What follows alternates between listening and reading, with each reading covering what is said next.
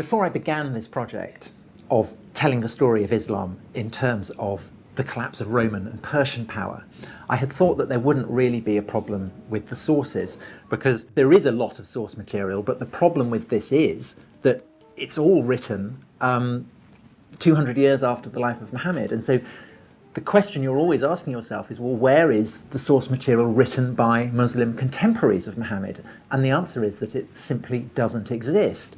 And the issue really is, how far can we trust the stories that Muslims tell about the beginnings of their faith as history? Almost invariably, when people think about the history of the Middle East, the coming of Islam is seen as the great dividing line.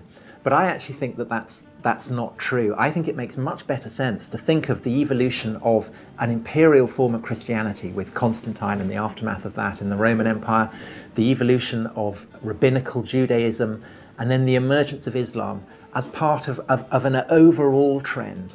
And if you do that, then what you recognize in that is an extraordinarily complex and transformative revolution in terms of ethics and morals. I would say really the greatest revolution in human history. This is not in any sense an anti-religious book.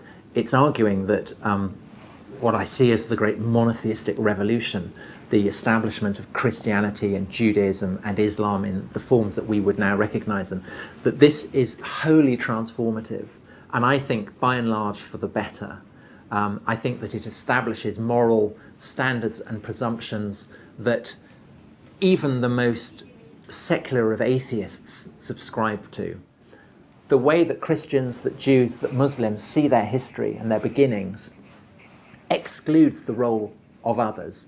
But I think that if you look at it in terms of history, you can see that actually Jews, Christians and Muslims are all emerging from the same context. And I think that in a world where people of different faiths are being thrown together in a way that they never were previously, I think that that's an incredibly important lesson, and something that offers hope rather than that. It's not a sort of destructive insight. I think it's one that offers us hope.